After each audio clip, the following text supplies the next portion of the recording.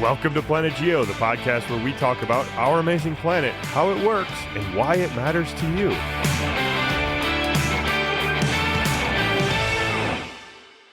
Well, talking to you is never really natural, so. I think I'm a natural kind of a guy. No, you're awkward. I'm awkward? You've never been told that before. I don't know about awkward. You're not awkward. I think at times, certainly I'm awkward, Chris. But you're at times agitated. Oh, okay. Yeah, go for it. I just turned 53. Okay. Oh. And a friend of mine. You don't look a day over 60, Chris. I know. Well, that's funny you say that because a friend of mine pops his head into my class while I'm teaching. Okay. Anyway, he's a funny guy. He's standing in my doorway, and I'm like, okay, I know what you're gonna do. Go ahead, say what you want to say. And he's like, well, no. I'm just wondering, is today 59 or is it 60? And so I stopped and I looked at my class and I'm like, you tell me, what am I? Am I 59 or am I 60? And what'd they say? They were pretty much evenly split between 59 and 60. 59 and 60, yeah. I'd be One curious kid to know thought if you 70. And then a couple of them caught on and they're like, oh, no, Mr. Boyce, you're 45 tops. 45 at most. Yeah, that's funny. I mean, I do remember in high school, any adult was ancient. Mm-hmm. Like adults were in a single category of old people, right? And I'd be curious to know what your students, without any prompting, how old they thought you were, how old they thought I was too. I mean, I'd be very curious to know I that. think they think I'm really, really old. Like, yeah, they probably really would say I'm 49 and you're 50 or something. Like we're basically the same age. Well, I come out on the better end of that spectrum. I'll tell you that. That's No, I don't think so. But you're right though. I remember this too. I thought my teachers were just old, and then I still think that happens to me. Like I'll get every once in a while I'll see a student outside of the classroom, and they always kind of look at me weird. It's sort of like they're a zoo creature has escaped the zoo. Like right. What is my professor doing not in the classroom? So I think there's not professing. He's not exactly. Out in the stuff up. Out in the natural world, running wild. I know it happens all the time. That's why I don't like to go out to eat anywhere near the city of Hudsonville because I get hijacked all the time. And it just I don't like that. Yeah, you can't escape it. Chris, before we get into it, we have a couple congratulations to give to some listeners. So this goes out to Daniel and Edward, who both emailed us, and this was really nice. This is not a new phenomenon, but we just thought we should probably, I think we should mention it.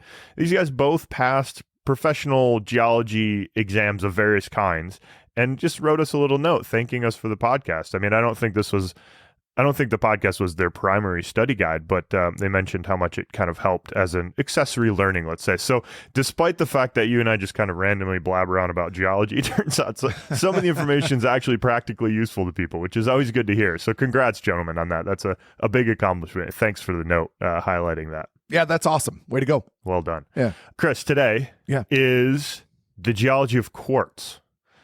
So how do you feel about the geology of quartz compared to the geology of garnet?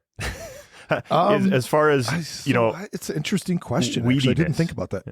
In terms of what? I don't know, weediness.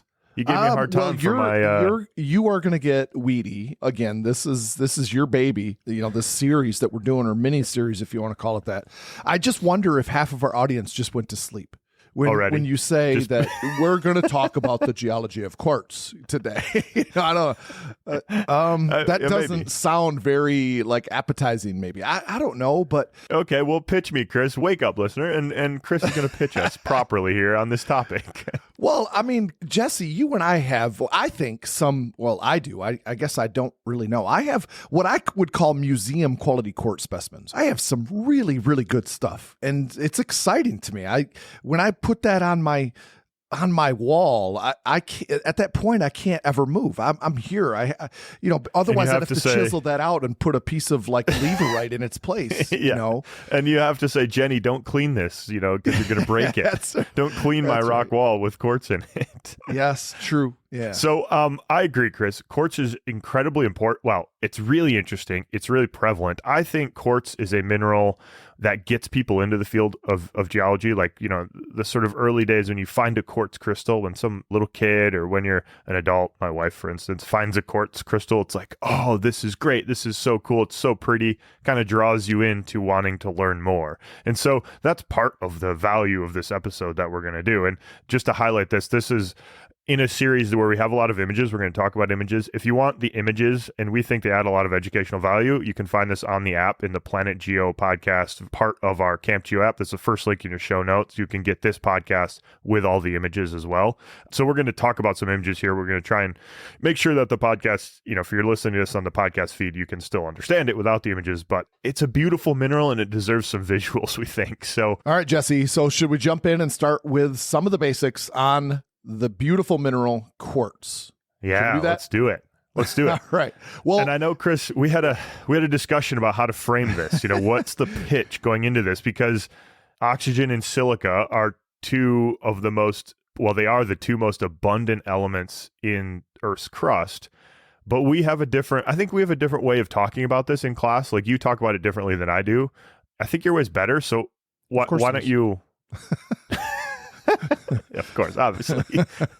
Goes without saying. Yeah, I don't know. I like it this way. You and I had a little argument about it, but to your credit, you weren't married to your idea, and you were like, oh yeah, maybe you're right on that. That's maybe a better way of thinking about it. So I appreciate you for that. But there are many different ways of thinking about the elements that are present in the Earth's crust, and you can look at it by the percentage of atoms. You can look at it by volume. You can look at it by weight. And to me, it just made sense to look at it by just percentage of the atoms that are in the crust, the most abundant atoms. Yeah, Chris, let me just clarify that. Those different ways, each atom, like we have one silica atom, one oxygen atom, those atoms have different weights. They also have different volumes. So we can take the number of atoms and we can say, okay, but how much of the weight of the Earth, of the crust, is silica? Because silica weighs more than oxygen, right? So that's why people would do that. But I think you're right. Thinking about it in terms of number of atoms is the best. And image number 1 is just a pie chart that highlights oxygen and silica here. But Chris, what are the numbers for oxygen, silica, and other elements that we care about in number of atoms? That's the really important thing. I agree. It's the better way to explain it. So, and I think it's the better way, and I'll kind of like get into this in a second, but the atoms are in the crust. Now, this varies because you have different kinds of crust. You have oceanic crust, you have continental crust. So these numbers are in a general sense, right? But in the crust, we have about 60% of the atoms are oxygen and 20% of the atoms are silicon. Well, first of all, that's shocking because that means 80%-ish of all of the atoms in the crust of the Earth are either silicon or oxygen. And so that means that by default, the silicate minerals are going to be the dominant mineral group that exists in the crust of the Earth. That's right. The big dogs. Yeah. They're very prevalent.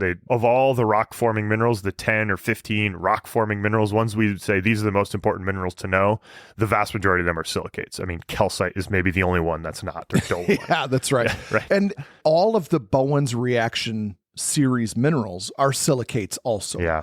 But here's the thing, and this is why I think it was important, why we had our little mini argument, if you will, about how to talk about this, is because all of the silicates, the building block of it is a pyramid. It's a SiO4. You put a silicon atom in the middle, you put a pyramid of oxygen atoms around it, and you get this tetrahedron, if you will. All of them have that. But it's not a 4-to-1 ratio that you have. And you alluded to it before. Geologists interchangeably call quartz silica. We use that all the time. We just kind of flip-flop back and forth because in our minds it's the same thing, which is a reference to SiO2. So the building block of quartz is that tetrahedron, SiO4. So how do you get, Jesse, a tetrahedron that has a ratio of SiO2? We've talked about this, and I'll point to our Camp Geo content on the app in a minerals chapter. We talk about silica tetrahedrons, have some images there. So if you're kind of not remembering what a silica tetrahedron is, you can go there and look at those images and help you understand this. But these are the building blocks of all the silicate minerals. Quartz, as you said, Chris, has this formula SiO2, and we need to have SiO2 because of the charge balance. Silica has a 4+ charge. It's a cation, so it's rah positive. Did I do that okay? Well, yeah, you did actually. That was good. I like it. Because you actually gave me the positive. The Nittany lion, rah, rah, rah, at the touchdown. It's a positive cation, 4+ charge. Oxygen is a 2- anion. So we need two 2- to equal -4, which then balances, right? So we need a balanced thing to build a mineral structure, and SiO2 is balanced. So what you're describing there is we have silica tetrahedrons that are all connected. So we've got this pyramid thing and all the corners are being shared so that the entire thing balances out. It's the simplest way to combine silica and oxygen only together. And that's the important thing. We don't need any other cations in the mix to balance this thing. That's right. So if you have an SiO4 and another SiO4 and all of the oxygens are being shared with nearby SiO4s, that brings the overall ratio down to SiO2.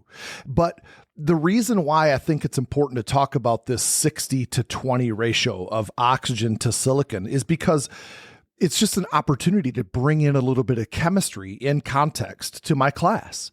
Because you start talking about, how do you we have a 3-to-1 ratio of oxygen to silicon, but yet you have these tetrahedrons. That's the building block of all silicate minerals. How do you think this happens? And it brings in this, maybe a 15-20 minute discussion that talks about the chemistry that you just kind of highlighted. And I think that we've talked about this before, right? Whenever you can teach chemistry in context, that's important. And it's just fun, to get them thinking about, wait a second. Yeah, we got a problem. Yeah. We have a 3-to-1 ratio. Geochemistry is so fun when you can apply it to stuff. I agree completely. So quartz is SiO2. We talk about this in the intro to geology all the time. Quartz is a really important mineral. It occurs in many different rock types. We'll touch on that, but it has some really important and very key properties that help us identify quartz. Chris, what are the main what we would call physical properties of quartz that help you identify this is quartz? Well, I mean, the thing to me that stands out with quartz, what I really want to drive home with them is that quartz is a beast, both physically and chemically. It's a beast. It's something to definitely be, you have to come to grips with how stable this mineral is. On the Mohs scale of hardness, which is this 1 to 10 scale of hardnesses with, 1 being the softest, 10 is the hardest, and diamond is a 10 out of 10. Quartz is a 7 on the scale. And there aren't many minerals that are that hard. And that's a tribute, right? The hardness of the mineral is a tribute to the strength of the chemical bonds that hold this thing together. Totally. That's a really key part to quartz, and it lasts. We'll talk about this. It's very common in the crust because it can last throughout all these processes. It's chemically stable. It's physically stable. So it just, as you said, it's a beast. It just survives. And the other thing is, I was just going to say that the other thing about it is the chemical stability of it. That's the other thing that I want to really drive home with my students is it's really hard physically and mechanically, but it's also chemically very stable. It's not very soluble. It will not react. It won't go into solution very easily, even if the water is hot and salty and acidic. Like, it just not a lot happens to it. It's able to stand up again to that, which is again a tribute to the, chemical stability, the strength of the chemical bonds. They're very durable, and so those are the two things. Because Jesse, a long, long time ago, one of my favorite episodes, and I think you too, I had to actually sell you on this, was the episode that we did in our podcast on sand. The fact that only the strong survive. And that's what we're talking about, is a beach that is, in excess of 90% quartz sand. There's not a lot of other stuff there, because the further the erosion process goes, all the weak minerals, they get either mechanically destroyed or chemically dissolved. They just don't stand up well. And you're left then with only the strong survive, which is quartz. And so that chemical stability is another really important part about it. And it speaks to the chemistry, this sort of silica tetrahedron. All these tetrahedrons are shared together, making it really, really durable. Chris, another feature of quartz, physical property of quartz, is it's a 6-sided prism. The crystal shape, when it grows a perfect crystal shape, and this is image number 2, shows a really beautiful cluster of quartz crystals. And, if we want another one, we could just go take a photo on Chris's rock wall of a quartz cluster here. That's museum quality, self-proclaimed museum quality. But it is self-proclaimed. It is self-proclaimed for sure. Yeah, you can see the plaque right beneath it. Museum quality, quote, Chris Pulis.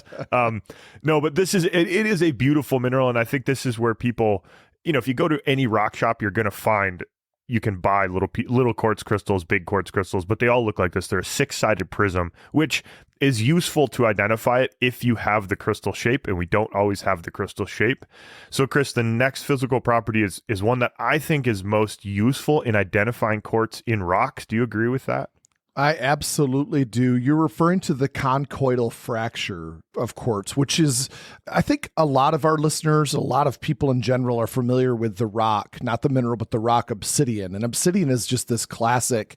It's the property of obsidian that makes obsidian the MVP of rocks, actually, is the fact that it does have this conchoidal fracture, which is a very curved break on it. If you think about like a very thick pane of glass and you break the pane, or like a very thick Coke bottle and you break it, the broken surface is going to be this kind of curved surface, which comes to then very sharp, jagged edges where it meets the unbroken surface. And that makes it the MVP because it makes it, at least for obsidian anyway, it's beautiful then for scraping, things like hides and shovels and making tools and weapons like arrowheads and spearheads and things like this. So quartz also has that property, that kind of conchoidal fracture to it, that curved break.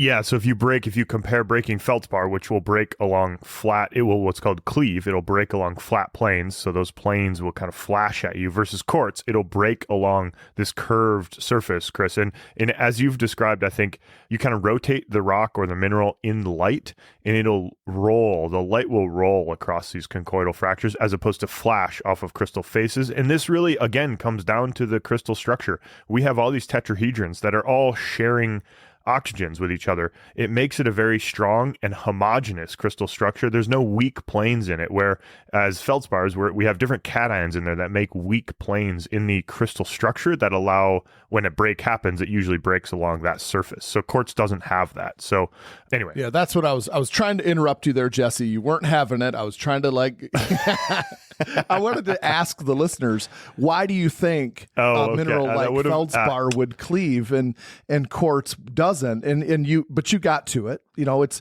the tendency of a mineral to have this predictable break. Feldspar has two directions of cleavage at nearly 90-degree angles, and that's a totally predictable way that feldspar will break. And the reason is because those are the directions where it has weaker chemical bonds holding it together, whereas quartz doesn't. Quartz, all the bonds are the same strength. And so, it doesn't have a weak link. And so the way it breaks is totally unpredictable and random. Totally random, yeah. A couple other physical features. It's vitreous, which is, I think, Chris, it's a hard one to explain, but it's kind of this sheen, oily sheen, or kind of iridescent sheen on the What's that? No, keep going. That's interesting. I don't describe it that way. I don't think of vitreous actually as that way. Oh, okay. How do you describe vitreous? I describe it as glassy-like. Oh, okay. I know what you're saying. Sometimes when you break quartz or you break glass, you do get that iridescent, kind of bluish and greenish sheen on it. It looks like an oil slick kind of. Yeah, very weak iridescence. It's not. I wouldn't call it. Yeah, it's like okay. Sometimes light. You get that. I just don't. I think of it more as being vitreous as glassy. That's how I describe it to my students. It looks greasy, which is a hard thing because greasy is more of a feel, but it looks like it would feel greasy, right? That's a good, helpful identifier of quartz as well. And it comes in many, many different colors, and we're going to talk about a few of those colors, Chris. So maybe we should move on from the physical properties here. Color, as we've talked about before in many podcasts in the Camp Geo content, color is a terrible way to identify minerals. Don't rely on it because we'll talk about this. Quartz comes in many different colors. One thing I want to highlight, Chris, that comes back to the chemistry, and then we can kind of stop belaboring the chemistry point maybe, is that quartz occurs in a ton of different rock types on Earth, but it has to be enriched. Like quartz doesn't form in the mantle. Quartz doesn't form in peridotite or in basalt. And the reason that quartz doesn't form in those rocks is because there's enough other atoms, enough other cations to bond with oxygen that you don't need to have a mineral that's pure silica and oxygen. So back to those silica tetrahedrons, the rock has to have what's called excess silica in order to form quartz in it, because Otherwise, you'll have these silica tetrahedrons that bond with sodium or calcium or magnesium. They bond with magnesium, make olivine. The silica tetrahedrons add with calcium and they make pyroxenes, or they, add with magnesium, iron, a whole bunch of other crap and form biotite. So when you have a complicated recipe, you can form a bunch of different minerals. You don't need to make quartz. But when you drive up the silica content high enough due to partial melting and distillation of the earth, then you get free silica, free SiO2. You have too much SiO2, too many silica tetrahedrons around where there's not enough other cations available, and it makes quartz then. Yeah, and that's a really good point. And I think about it this way, that the deeper you go in the crust and then you get into the mantle, just basically going through, the deeper you go, you progress towards more of these metallic irons, magnesiums, calciums, and so on, sodiums that are present. You progress into that, you get more and more of that, which means then you're going to then have those cations are going to bond with the silica tetrahedron to create olivines and pyroxenes and hornblends, or amphiboles and so on down the line. So the deeper you go, the more you get richer in metals. That's right. And the only way you form quartz is if you run out of all the other cations in the rock. And so you have to have a lot of silica in the magma in order to run out of all the other cations before you form quartz. And that's why quartz is kind of a late former. It also forms from hydrothermal fluids very commonly. A lot of the quartz we'll see with beautiful crystals forms in hydrothermal fluids and ore deposits. Chris, it's also, as you said before, it's really prevalent in sediments because it's so chemically and physically durable. It ends up on the beach and then ends up in sandstone and then quartzite. So I think you kind of covered that. Like, that's why quartz is everywhere in sedimentary rocks. It's very common there. Usually forms in an igneous or hydrothermal environment, then gets eroded or deposited in sediments later on. So it's incredibly common, right? Like, it's one of the rock forming minerals. It occurs in a bunch of environments. That's kind of why in general. Speaking of which, Jesse, I'm getting close to the point now where I have to go buy a bunch of Skittles for my class. Oh, nice. What's the need for Skittles driven by? Well, I use Skittles because you get 5 colors, right, of Skittles, and I assign different minerals to them. Okay, orange is quartz, okay, and red is feldspar, and I just randomly pick the common minerals that you see in the crust, and I advance the Skittles down the lab table, and what happens to these other minerals the further you go, and so and in the end you're only left with whatever color you assigned to quartz, because only the strong survives, and so yeah. I mean, that's a nice exercise. It's also probably your favorite exercise because you get to go home with a whole bunch of Skittles. I do. I love Skittles. Yes. Yeah. Skittles. It's one of the major food groups in the Bulleyes household is Skittles. Doritos and Skittles go a long way. Doritos is a picture of healthiness over there. So I think, we use Jesse, this in sedimentology. Hold on. I'm going to cut you off here because all right, we're going to get into now the doctory side of Professor Reimink here because he wants to introduce you all to a new word. And the word is piezoelectric. Hold on, Joyce, pay attention. Joyce, wake up. Wake up, Joyce. Tap Listen the to the word. That'll help her. Okay. Exactly. What's the word, Chris? The word of the day? Piezoelectric is the word of the day. So, Doctor, go ahead, but I am going to cut you off here if you get a little long in the tooth. Well, we won't go too long. We'll turn to image number 3 here in our stack, which is gold, native gold deposited with quartz veins, right? This is cool. This is very, I think, stereotypical maybe is the right word. Like, if you think of gold, you think of a gold nugget or gold in quartz veins. This is the way that gold deposits form. Chris, you guys go out. Do you still go to the Homestake mine in the Black Hills on Summer Science? We do, but we don't go. I mean, we don't go into it. Obviously, we just drive past it. We talk about it, and there are like so many things that you can talk about in terms of the history of the Homestake. I mean, it's a really cool story. Yeah, but yeah, and Jesse, I have samples that look really very similar to the one that you're putting here on image number 3. Oh, where are they from? Canada, McGregor Bay, up in Sudbury. Yeah. So this is a really common way for gold deposits to form, or for gold to be kind of exposed in the crust is associated with quartz. And piezoelectric. Okay, what is piezoelectric? I'm going to talk about piezoelectric because it's an interesting theory that literally just came out like this year about this association of quartz with gold, native gold deposits in an ore body. enough gold that you could mine it. Quartz is piezoelectric. And what that means is that when you apply stress to the mineral structure actually, it generates an electric charge. And this is a really useful phenomenon. This is why like quartz clocks are based on this principle that a little bit of stress applied produces an electric charge. So, I mean, we all have digital watches now, but back in the day, I remember when you used to buy quartz watches that were, they kept really good time in part because of this piezoelectric behavior of quartz. And also we see this association with gold and quartz in gold deposits frequently. And there's a proposal with some experimental data backing this up that would say that there's enough electric charge that if you have a fluid that is precipitating quartz out of it, like a really hot, salty fluid that also has gold dissolved in it, it's really hard to get that gold to come out of the solution. However, if you shake it with a little earthquake or something and you apply stress to the quartz crystals that you're precipitating, boom, it can induce that electric charge, can induce the gold to be deposited onto the growing quartz crystals. And I don't know if that's correct or not. It certainly needs to be tested, but it's a really interesting phenomenon and proposal. It is. I have a thought on this. Tell me if I'm way off on this, but that makes a lot of sense. But also, if you jiggle the fluid because of an earthquake, let's say, but the fluids are also going to be hanging out in the fault that was already there, because that's the path of least resistance. And so you already are going to have this, a pretty high amount of fluid in that area anyway, because of that busted up zone.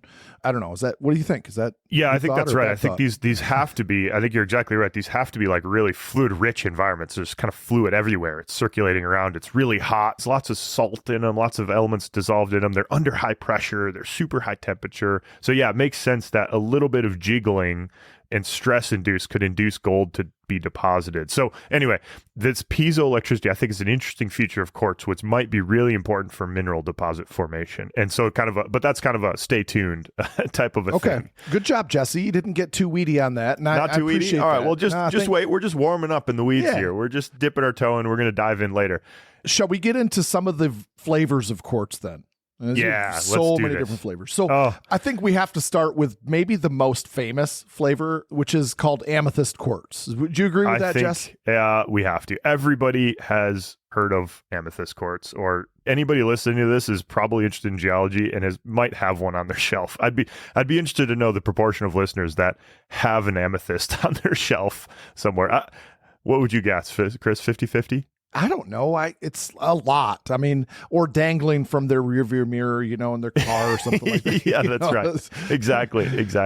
It's rightfully so. It's beautiful. I actually, Jesse, I picked up these. I don't buy minerals very often. You know this about me. I like to. I do know this. Yeah. But I was at this flea market in county south of where I live. Every once a month on Sundays, they have this flea market. So Jenny and I are like, let's go check it out. This was a number of years ago. And one person had these 2 geodes of amethyst sitting out. I couldn't pass it up because it was ridiculously inexpensive. And, I picked up these spectacular geodes for a couple $100. And I was. So you cracked them open, and no, they were already open. They were already been cracked open. Oh, I see. Okay, really, awesome. really, they're spectacular. I think you've. Oh, that's very cool. I don't know. That's very cool.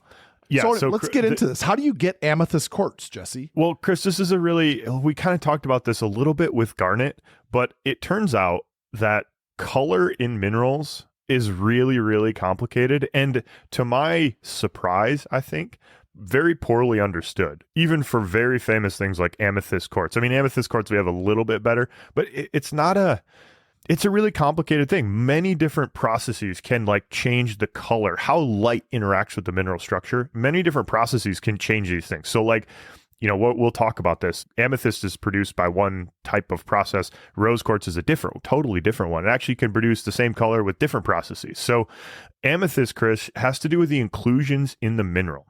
And there's still ongoing research into this stuff. And so it's not perfectly well understood or perfectly well accepted shocking yet. But that it's shocking. not. Yes, yeah. Was that sarcasm or no? are you serious? I'm 100% serious. Yeah, this is one of the most famous forms of quartz.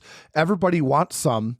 We can actually make this in the lab very, very well. These synthetic flavors of amethyst, but we don't really understand, I think, to a high degree, like how this forms, and that shocks me actually. So I wasn't being sarcastic; I was being serious. Okay, because I agree completely. It's actually really amazing to me, and I think especially with rose quartz. But okay, the current understanding is that this purple color, iron impurities, which are 20 parts per million or something, that amount of ridiculously iron, small.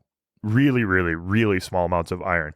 If that iron gets irradiated and therefore kind of excited, irradiated meaning with X-rays, gamma rays, lots of different irradiation out there to do this irradiating of iron in quartz, it can cause these iron substitution centers. And Chris, we've described this before as like you're building a brick wall with silica and oxygen. It fits beautifully together. And then you put a misshapen brick in there and it kind of distorts the wall around it. Like let's say you put a hexagon brick in there, and it's not going to fit really well. The wall will still work, but there's going to be a little distortion around it. That's what we kind of think about when we put these impurities into quartz grains. It's twisting the lattice in some way. But Jesse, hold on a second. Let me put this in perspective. I think you talk about how ridiculously small this is, 20 parts per million. This would be like, hey, Jesse, you and I are going to go to the Penn State game on Saturday. We're going to wear red shirts so we can find each other. But Penn State has 100,000 people in there. You and I are the only people wearing red, and we have to find each other using that because that's 2 out of 100,000. That's the same as 20 parts per million. The odds of you and I being able to find each other, it's unbelievable to me that as little concentration as small as that is, that can affect the color of the mineral. How the light passes through it. It's a shocking thing when you think about it and put this in perspective. Maybe it's very cool. I think it's very cool. And so these things get irradiated and you kind of excite the distorted lattice. So again, Chris, if let's say we're going to the Penn State Ohio State game and it's a Penn State whiteout game. So all the Penn State fans are in white and you and I are the only red shirts. There's going to be people who avoid us. We're going to distort the fan. No, absolutely not. But you used red. All right, let's make it Penn State, Michigan. So you feel better about yourself. We're wearing the Michigan, blue Michigan sweatshirt or something. The fans around us are going to kind of recoil a little bit. That's right? True. We're going to distort the lattice of the people around us because we are going to be obnoxious. That's right. Yeah. I mean, my loyalty goes as far as who writes my paycheck. So I would still be cheering for Penn State. I know you would. But absolutely. That's fair. Yeah. And if I went to a Penn State game with you too, Jesse, I would be cheering for Penn State. Yeah.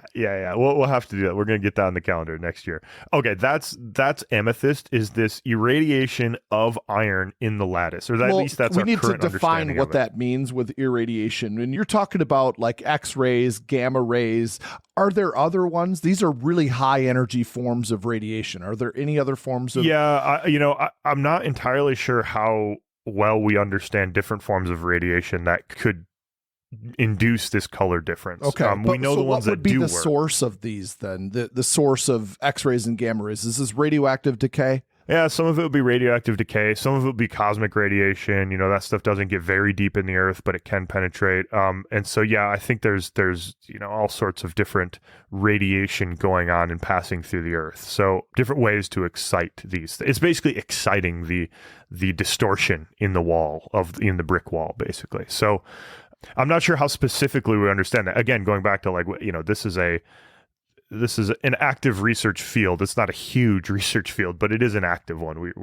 People are working on this. So, all right. Well, Jesse, let's move on to rose quartz then, which is, I think rose is my favorite for your favorite? A few different reasons. I have to ask this because I don't remember if you remember this or I don't know if you remember this or not, but you and I went and we were with our good friend, Andrew DeWitt. We went to the Black Hills, and the Black Hills has some spectacular rose quartz around beautiful rose quartz the area. And we went to this mine, and we found some rose quartz, among a lot of other things, actually. But I picked up this I do remember big sample of rose quartz, and I'm standing there as I'm trying to walk down the talus field. Is like this. We were hundreds of feet up a talus slope, the former mine tailing site. So it's just scree that, we're up above the truck in the woods and stuff. I mean, yeah, so we're way up there. And I'm holding this thing, in front of my body. And you guys, and I think I actually fell down. Like, it caused me to sit because I lost my balance. I sat, and you guys were just laughing uncontrollably at me. Why is that? That was a spectacular piece of quartz. Chris, well, first of all, this thing was not small. This was about the size of a log. This was a pretty decent sized. You today would probably not do that. You get your tractor and load it into the front end of your tractor. This was a serious rock, a very small amount of which was rose quartz. It was a big log where only a little chip on the end was rose quartz. And it's one of my favorite ones, though, because it's mostly milky quartz, and then you have this really bright pink corner. That's so funny. So you guys were ripping on me, and now I have it in my yard, and whenever I look at it, I remember you two, which doesn't make giving me happy. you a hard time. Yeah, but it's just it's really pretty. Very funny. I don't know. I think. Chris, we thought you are working way too hard for a rock that's not that good. But you know what? Hey, at least you're happy with it, Chris. You got it out. At least you're happy with it. Yeah. All right. So, Jesse, what gives it the color? Why is rose quartz, Chris, is one of these that's amazing. Again, because this is a really famous variety of quartz. Rose quartz. Beautiful, beautiful pink rose color to it. There's a big debate. There used to be, if you read a lot of textbooks, Chris, they'll talk about titanium impurities in quartz. And that used to be pretty, I would say, the standard definition of why rose quartz is rose colored. It's actually not true, though.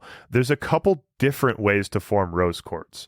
Some people think that it has to do with irradiation of different impurities like aluminum or other impurities, not iron, but different impurities, and those get irradiated and then you get this rose color.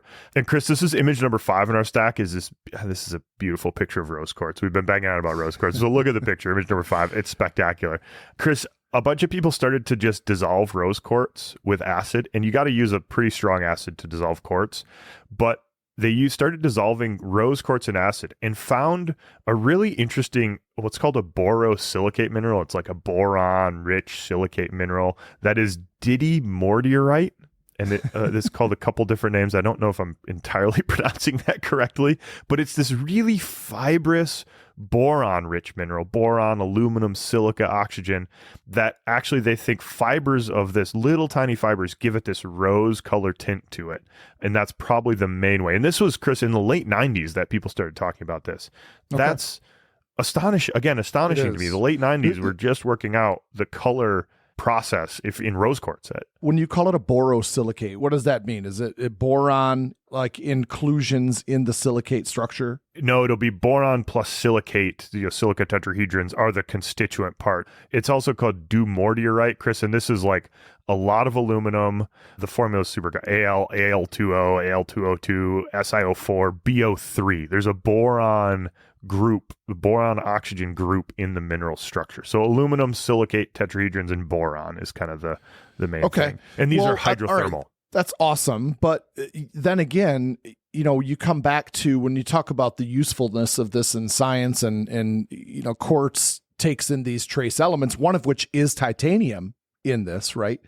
If that's the case, because titanium fits in the structure really well. It fits in the wall very well. It's a good brick, right? So if we're coming back to titanium, why are you discounting titanium as the cause for the rose color then, I guess? That's my question.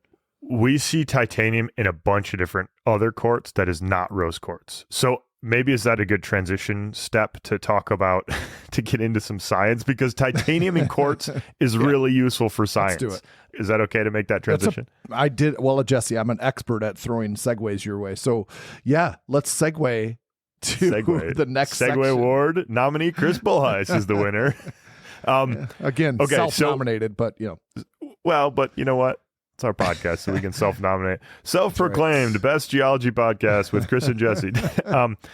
Okay, quartz You said it perfectly. Titanium fits really well into the structure of quartz. So we see a lot of quartz with titanium in it, and that is a really valuable association. Chris, I'm going to point to image number 6 here, which is a little GIF that shows a very, very, very cool variety of quartz, which is called rutilated quartz. All it means in the zoom in that GIF is zooming in on these needles of rutile. Rutile is a mineral, TiO2. It's basically quartz-like, except it has titanium instead of silica as the cation. Or positive cation. So I was pleased at that, and I got the same reaction I get from students, a little light chuckle in the background, and then mostly just a dead room. I think I'm confusing your rawr for rah-rah. You need to do better. I see. Rah-rah. I need to listen to the Penn State Nittany Lion roar a little bit more. Okay. Yeah. Practice. So, Chris, this rutilated quartz, this is like quartz with rutile needles in it, intergrowing with it. And this is very, very interesting for a couple of reasons. Titanium fits into quartz. And we talked about how if you throw a different brick into the brick wall, it distorts the lattice, right? And titanium, although it fits in pretty well, it's not perfect. It does distort the wall. And Chris, if you had to guess, and I said there's quartz with lots of titanium in it and quartz with not much titanium in it, which one would form at higher temperature? Lots of titanium in the brick wall or little bit of titanium in the brick wall? At higher temperature, lots of titanium. Okay, perfect. You're exactly right. Why? Why is that? Why do you say at higher temperature? Because it doesn't fit perfectly. This is my thought process. You and I have not discussed this, so this is just me winging it. But at high temperature, you have more movement of the bricks in the wall are moving and vibrating and kind of like trying to get this separation, creating more room. I guess that's my thought. That's exactly right. That's beautiful. That's exactly right. So the more these bricks, our brick wall, as we heat up the brick wall, the bricks start to vibrate, and they're bonded. The bonds are vibrating together. So the more vibration is occurring, the more it can accommodate these distortions, these lattice distortions. So that principle right there, it makes titanium incredibly useful to us as geologists, titanium and quartz, because people have calibrated this experimentally and said we can measure the amount of titanium in quartz. Is it 20 parts per million? Is it 40 parts per million? Is it 2 parts per million? And that is temperature sensitive. So if we measure low titanium concentration, it means the quartz formed at low temperature. Lots of titanium, it means it formed at high temperature. So that's really cool, Jesse, because that's like giving geologists another really important piece of the story. You're bracketing temperature conditions then based upon the titanium content of the quartz. That's really cool. So let me ask you a follow-up question. It's totally cool. And this is like, this is what people do. Researchers, Mike Ackerson is an expert in titanium and quartz. We've had him on the podcast, friend of the pod. Okay, so let me ask you a follow-up question here, Chris. Blue quartz is quite similar to this rutilated quartz. Have you seen blue quartz before? I have some. Where did you get it? So I have some. I can't remember because the blue quartz that I have came from my earth science mentor in high school, and he was a quartz guy. Oh, that's interesting. So blue quartz is it's beautiful. It's this little pale kind of bluish color, right? It's very common in Virginia. It's in the Appalachians. It's pretty common, once you get down into New Jersey and Connecticut and down in Virginia. Blue quartz is very similar to rutilated quartz. It's got little tiny rutile needles in it. So let me ask you this question. How do you think that formed? Is this high temperature or low temperature quartz with rutile needles in it, which is titanium? I would say that's very, because rutile is titanium rich, I would say it's very high temperature quartz then. Yeah, that's exactly right. And so this is extremely high temperature. We're talking 800-900 degrees. And what this tells us, Chris, these needles didn't form initially in the quartz. The quartz grew and took in a ton of titanium at high temperature. So our brick wall is really high temperature. We're shoving titanium pieces into the brick wall. It's vibrating like crazy, so it can accommodate that. As the brick wall cools down, as the quartz grain cools down, it starts to slow down the vibrations, meaning that these titanium atoms that are distributed throughout the wall, they're no longer happy. It's no longer stable. And so what happens is what we call exsolution. Those titanium atoms get kicked out of the wall, and they have to go together to form titanium oxide, to form rutile. So these rutile needles are exsolved out of high temperature quartz. So it tells us if you see blue quartz or if you see rutilated quartz, it means that that quartz crystal used to exist at really high temperature. It formed at really high temperature, and then as it cooled down, those needles exsolved out. Like it's a solid process. It's very, very cool. That's awesome. Jesse, I have a question though. So a long time ago in my college days, I collected, and I still have, rutile crystals that I got from Arkansas. I have them this is going to date me, but they're in a film canister. Oh, yes. Excellent. The classic mineral collector's toolkit of Yes. film canisters. That's amazing. Yeah. Rutile needles from Arkansas. Okay. Yeah. Near Magnet Cove. Yeah. Okay. So Sure. how do you get then just regular rutile crystals that don't form in quartz, that aren't related? So you can get rutile can grow in igneous rocks in some sort of, they're less common. They're certainly not as common as like zircon or quartz or anything like that. But you can get them in igneous rocks. Rutile grows in metamorphic rocks as well. It doesn't always grow associated with quartz like this rutilated quartz, but if it's growing inside of quartz or if it's present inside of quartz, it points to that quartz being really high temperature. So we can look at this blue quartz in Virginia and up in New Jersey and say the Appalachian orogeny was very hot. These rocks were hot at depth. They got heated up to really high temperatures during the metamorphic process. And the last thing, Chris, if you'll allow me to go, I'll indulge a little bit more into the weeds. Okay. Image number 7 shows another way in which we use titanium. And so this is diffusion. If you think, okay, if you're sitting there thinking, okay, I'm trying to picture this, there's a quartz grain growing, has a ton of titanium in it because the lattice is vibrating. Then as that lattice cools down and stops vibrating so much, the titanium is unhappy. And you're thinking, well, how does it get kicked out? How does it actually form these needles? Can I interject a second?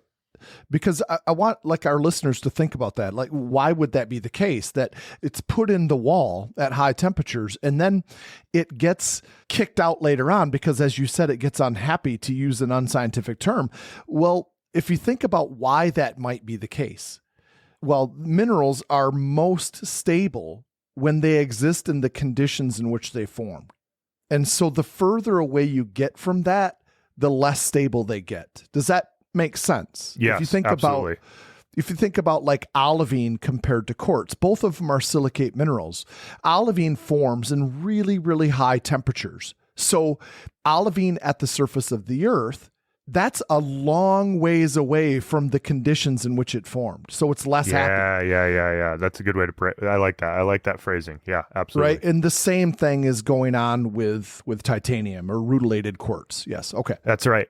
So as it kind of, as you said, it becomes unhappy, it's not stable, it's at different temperature, and it's getting kicked out of the quartz structure, you have to think, well, it used to be kind of this disaggregated blend. It's like, Chris, you and I at the Penn State game, if we're wearing blue shirts, at first we're just kind of randomly distributed amongst the stadium. But over time, the Penn State fans kind of kick us out and we get aggregated into a little section of Michigan fans because or something like the that, right? The further Michigan gets ahead, the less happy the Penn State fans We're going to have to stop using this analogy. I'm going to get fired from my job here if we keep on this trend. But you could kind of think of that. Like if everybody just starts swapping seats randomly, you know, the Michigan fans are going to start aggregating over the Michigan section. Absolutely. And the Penn They're State kicking us fans out of the wall. Exactly, right? You know? This is what we call diffusion. If everybody just starts swapping seats, if the bricks in the brick wall just start randomly switching around, diffusion doesn't create chemical boundaries, as I described. It's not going to aggregate titanium in one spot,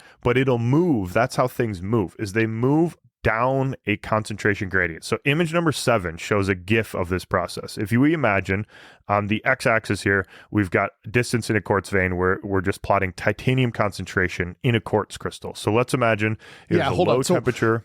I would just real quick before you go into this, Jesse, I want to just reiterate something that on this GIF, the core is a reference to the core of the mineral, the center of the mineral, not the core of the earth. And the rim is the edge of the mineral or the edge of the crystal that we're talking about. That's a really good point, Chris. We're talking on the scale of microns here, like tiny, tiny, tiny length units here. It's very, very small. So let's say the quartz grew initially at low temperature. And you nailed it. Low temperature has low titanium concentration. So initially, there's not much titanium in quartz. And then we heated up the magma, and the magma, maybe it's an injection of new magma, heated it up, and more quartz grew, but had higher temperature, higher titanium concentration. So there's this big step, go from low titanium, jump up, and then high titanium. Okay, then that quartz crystal sits there.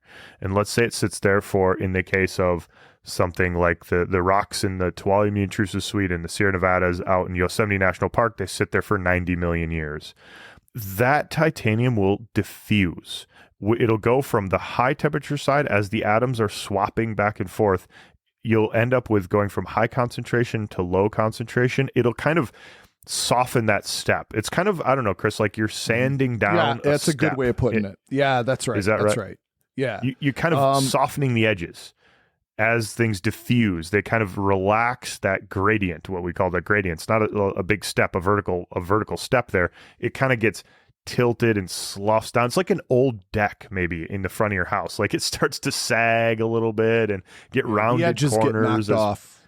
Yeah, exactly. And so the rate at which elements diffuse depends on time and temperature. So higher temperature, they diffuse faster. Over longer times, more diffusion happens. So if we know temperature, we can solve for time. If we know time, we can solve for temperature. And it gets into this iterative thing, but this has been done. This is an incredibly powerful tool. People look at volcanic quartz that is formed in volcanoes, by looking at the quartz diffusion profiles in the quartz grain. So you got a quartz grain growing in a magma chamber, it erupts out on the surface, grows a little rim in the lava, and then you look at the diffusion along that area, that boundary. So you said a lot there. Okay. And what I would like you to do is yeah, exactly. What is the 20-second takeaway from this GIF? So this GIF shows an example of how this diffusion would relax, how this concentration gradient would soften.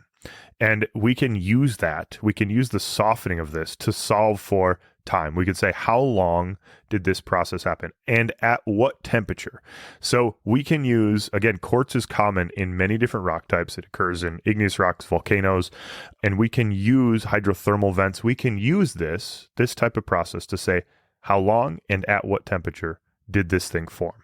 Okay, and one that's example, awesome. Chris, I love that. Because when I first looked at this GIF, I was like, "Come on, Jesse, really?" Seriously, I was like, yeah. It is complicated, but not when you put it that way. It's helping us understand the thermodynamics. It's how did this body cool off? And again, this is just one tool in our toolbox to start developing this history, this story. You're not just going to use that to piece it together, the Tuolumne Suite in the Sierra Nevadas, but it is one tool that you're going to use. And I just think that the complexity of this, of doing this kind of work, I'm excited by it. I think this is so cool. So you won me over. Geochemists have a big toolbox, and it's a very fun toolbox to poke around in and look through. And this is just one aspect. Chris, one little story, pegmatites. You and I have looked at the Etta mine, famous spodumene pegmatite, the spodumene crystal in the wall, right? This car, this is it's an SUV sized single pegmatite spodumene crystal, right? People have looked at pegmatite quartz grains. They're not that big, but they're big. They're like, boulder sized quartz grains in a pegmatite. And using this diffusion profile method, they've determined that some parts of that quartz grain grew at a rate of meters per day.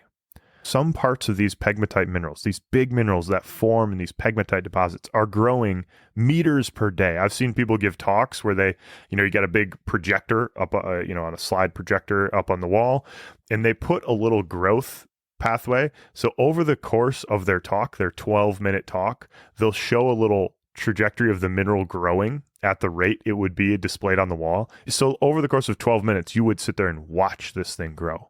It's incredible how fast some of these minerals grow, and the detection of that growth rate is based on this scientific method, this using diffusion to measure these things. So it's a cool one-off story, but it's a cool toolkit. Hey, I have an idea, Jesse.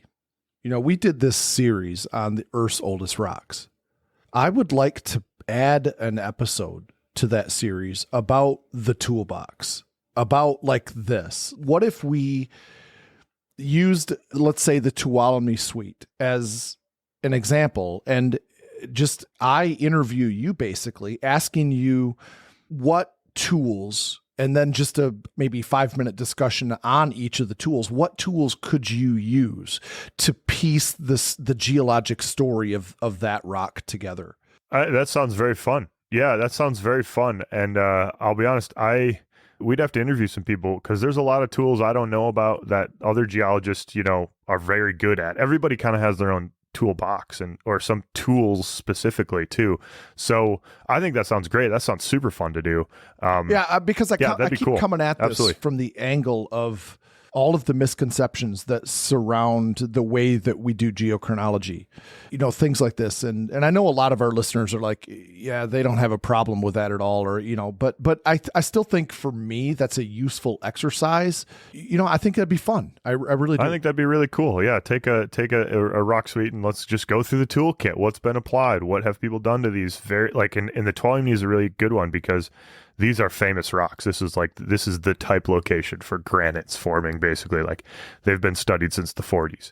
Yeah, and so just maybe look at listeners, all the different tools. That'd be really fun. Yeah, so if the listeners want that, give us some feedback on that. Send us an email saying yes, please. Yeah, absolutely. Not interested, we're Chris, I guess we're recording this on our break, but we're sort of planning, season 5 at the moment. And so series like this that people are interested in would be really good to hear from people. So. All right, Chris. Well, that was weedy. Sorry for the weedy end there, but we can poke our heads up out of the weeds and let's just do a quick review here. Quartz is it's just a cool mineral. I like the way you said it. It's just an absolute beast. It forms in igneous and hydrothermal rocks, but it survives all sorts of chemical and physical erosion. So it ends up in sediments all over the place. Beautiful minerals associated with gold deposits. We talked about amethyst and rose quartz and how they're associated with inclusions in the rocks. Then we talked a bunch about titanium and quartz and how that's a temperature sensitive thing that allows us to tell the history of individual quartz grains really well. So there's a lot we also didn't cover with quartz. So again, listener, if you're interested in some aspect of quartz that we did not cover, we're happy to cover more. We just decided where to cut it off based on our preferences a little bit, right? There's a lot out there on quartz. Yeah. So yeah. Absolutely. Is that a wrap, Chris? I think that's a wrap, Jess. All right. Sounds good. Hey, there's many ways to support us. First of all, you can go to our Camp Geo mobile app. First link to your show notes. There you can find this episode with all the images available too. So click on that link, download the Camp Geo app and check it out. Let us know what you think about that as well. We're kind of experimenting a little bit with things on there. So if you go and listen to this episode with the images, let us know if you think it's valuable, if you liked it better, if you liked it worse, what you would change. We're kind of iterating a bunch. So let us know what you think. Send us an email, planetgeocast@gmail.com. Head over to our website, planetgeocast.com. Cheers. Peace.